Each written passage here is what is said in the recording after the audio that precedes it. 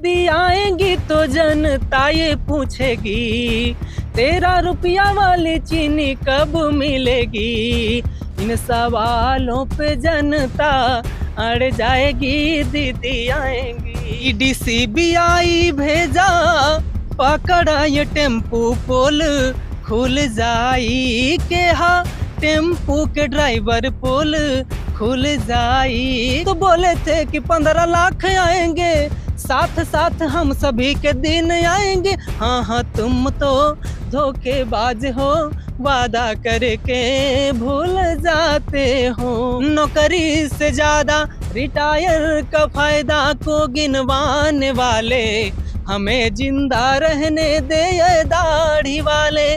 रोजगार जो लाएंगे हम उनको लाएंगे, अब मंदिर मस्जिद के झांसे में न आएंगे। नमस्कार दोस्तों, मैं अनुराग ओझा। मैं मौजूद हूँ अमेठी में और हमारे साथ में है प्रदीप मौर्य जी। और इनको अगर कहा जाए तो ये 2024 के नागा अर्जुन भी इनको कह सकते हैं। इनकी जो कविता होती है राजनीतिक व्यंग होता है, जिससे सत्तासीन का सिंहासन डगमगा जाता है। प्रदीप भाई, पहले तो आपका बहुत बहुत स्वागत है। आपका बहुत बहुत धन्यवाद। चीनी कितने में मिल रही है आपको, पहले ही बताइए भाई। चीनी की अगर बात करें तो 13 रुपए में नहीं मिल रही। अब कितने में मिल रही है उतने में आपको भी मिल रही होगी। नहीं, अमेठी में बोला था, हमारे गोंडा में थोड़ी बोला था 13 रुपए किलो चीनी का। तो नहीं मिल रही है 13 रुपए में नहीं मिल रही है। ये एक जुमला ही साबित हुआ। मतलब हर चीज इनका जुमला ही होता हाँ, है। जुमला ही होता है। जैसे सिलेंडर जब 400 रुपए का था तब ये सड़कों पर बैठती थी, धरना देती थी और प्रधानमंत्री को चूड़ियां भेजा करती थी। चिट्ठी नहीं, चूड़ी। तो तब इनको महंगा दिखता था। अब 1100 का हो गया है, तब महंगा नहीं दिखता है। और झूठ बोल करके पिछला चुनाव जीता था और इस बार लगभग जनता शायद नकार दे। शायद नकार दे, बिल्कुल। मतलब अभी भी द्वंद है। देखिए, मैं अकेले नहीं कह सकता ना, जनता डिसाइड करेगी। नहीं, आप किसके साथ हैं, स्मृति ईरानी या किशोरी? डायरेक्ट इनडायरेक्टली मैं कहूँ तो मैं रोजगार, शिक्षा, चिकित्सा, महंगाई के मुद्दे पर वोट करूंगा।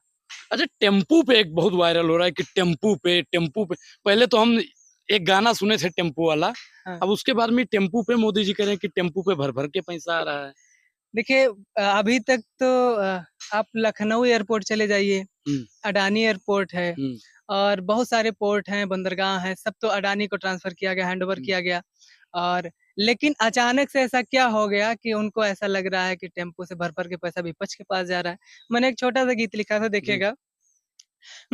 ईडी सीबीआई भेजा, पकड़ा ये टेम्पू पोल खुल जाई के, हाँ टेम्पू के ड्राइवर पोल खुल जाई के, हाँ टेम्पू के ड्राइवर पोल खुल जाई। हमका बुझात बाकी बॉन्ड परिवार बा, तोहर बा खलासी जात तोहर दरबार बा। मुझे लग रहा है कि झूठ बोल रहे हैं, जनता का ध्यान भटकाने की कोशिश कर रहे हैं। बाकी इन्हीं के दरबार वो टेम्पू जा रहा है।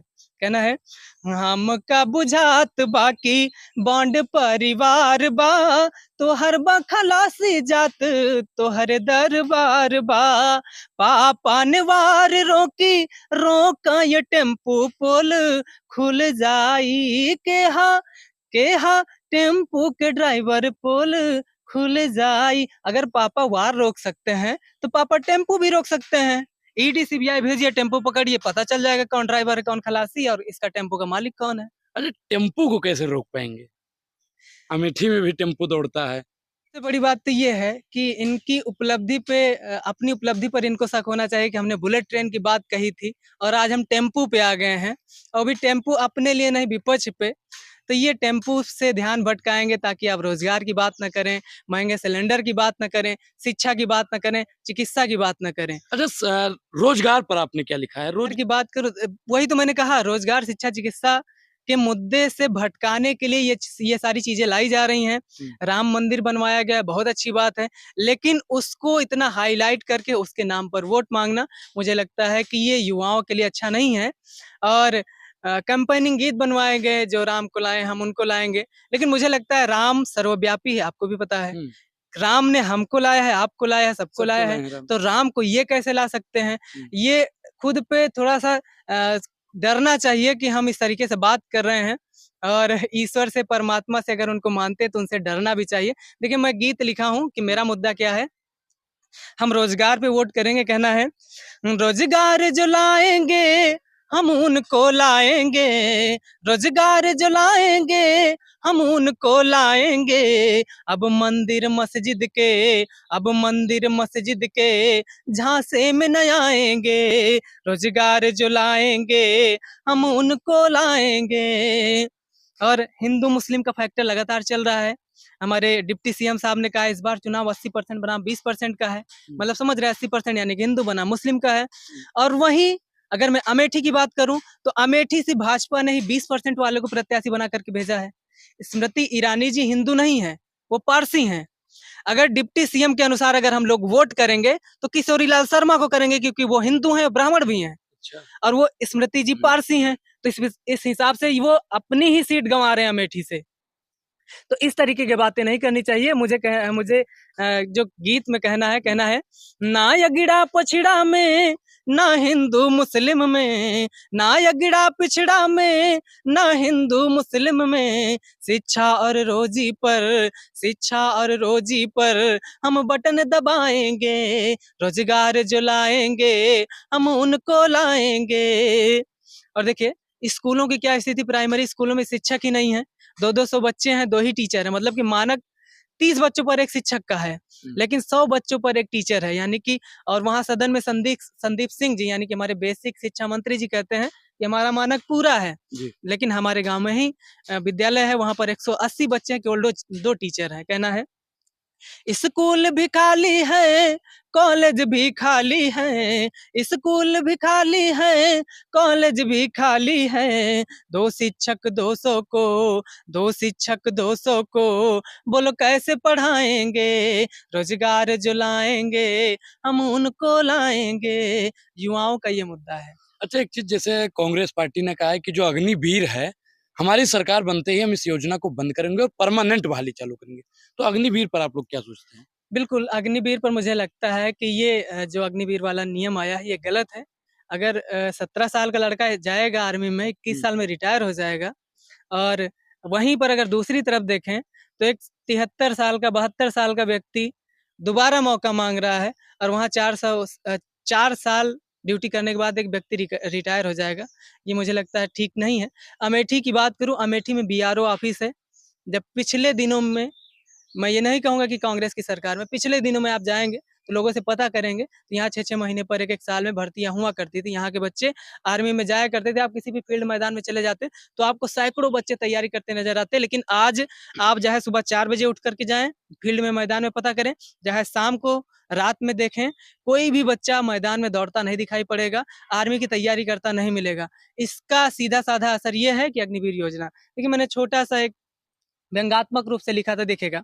सड़क पर पटक कर अग्निवीर कह करके उलझाने वाले, हमें जिंदा रहने दे ये झोले वाले, हमें जिंदा रहने दे ये दाढ़ी वाले, नौकरी से ज्यादा रिटायर का फायदा, रिटायर के फायदे बहुत गिनवाए जा रहे थे, नौकरी से ज्यादा रिटायर का फायदा को गिनवाने वाले, हमें जिंदा रहने दे ये दाढ़ी वाले, हमें जिंदा रहने दे ये झोले वाले। देखिए, सितमगर हम तुम्हें खूब पहचानते हैं, तुम्हारी अदाओं को हम जानते हैं, झूठा वीर कहकर अडानी का नौकर हमें बनाने वाले, हमें जिंदा रहने दे ये झोले वाले। कुछ यूं स्थितियां देखेगा। तुम्हारी ये योजना तुम्ही को मुबारक, फौज प्राइवेट करना तुम्ही को मुबारक, गरीबों की आशा को उनकी निराशा में पलटाने वाले, हमें जिंदा रहने दे ए झोले वाले। हमें जिंदा रहने दे ए झोले वाले। झोले वाले। साहब झोले वाले ही हैं। अच्छा, 15 लाख खाता में आया था कि नहीं आया था? अरे साहब, उसकी बात मत करिए, हमने तो 2 करोड़ नहीं भाई, खुश हैं आप? 2 करोड़ नौकरी की आस में। अच्छा, 2 करोड़ रोजगार भी मिला होगा, 15 लाख भी मिला होगा, सस्ता सिलेंडर भी मिला होगा। बिल्कुल सब मिला है, और सब पर चर्चा करेंगे। सबसे पहले आपने 15 लाख पे चर्चा 15 होगी, लाख की बात की। क्योंकि चुनाव के समय में बोला गया था चुनाव ही चल रहा हम है। 15 लाख की भी बात करेंगे, डिजिटल गांव की भी बात करेंगे। नेटवर्क है कि नहीं आपके यहाँ? मोबाइल नेटवर्क है भाई, नेटवर्क है, इसका मतलब चल रहा है, ठीक ठाक चल रहा है। कहीं कहीं आप जाएंगे तो नेटवर्क ही नहीं मिलेगा। और बात की, हाँ देख लीजिए, पहले देखिए, है ठीक है भाई। ठीक है। लेकिन अभी कहीं जाएंगे तो पता चलेगा नेटवर्क ही नहीं है। और बात की गई थी कि हम डिजिटल गांव बनाएंगे। और आज भी मैं परेशान होता हूँ कि मेरे गांव में वाईफाई कहीं मिल जाए तो मजा आ जाए। यानी कि केवल 1.5 GB ही पा रहा हूँ। अगर वाईफाई मिल जाए तो पढ़ाई कर लूँ, कोई काम कर लूँ, नहीं हो रहा है। देखिएगा, कहना है, तुम तो धोखेबाज हो, वादा करके भूल जाते हो। तुम तो धोखेबाज हो, वादा करके भूल जाते हो। तुम तो बोले थे कि 15 लाख आएंगे। हाँ, तुम तो बोले थे कि 15 लाख आएंगे, साथ साथ हम सभी के दिन आएंगे। हाँ हाँ, तुम तो धोखेबाज हो, वादा करके भूल जाते हो। धीरे धीरे बीत गया साल दर साल, इस अच्छे दिन से मोदी जी हम हैं बेहाल। हम ही नहीं, बहुत सारे लोगों की स्थितियां हैं। मतलब अच्छे दिन मोदी जी ले आए तो बेहाल हो गए आप लोग। अच्छे दिन, हाँ मैं बता रहा हूँ कैसे अच्छे दिन ना। धीरे धीरे बीत गया साल दर साल, इस अच्छे दिन से मोदी जी हम हैं बेहाल।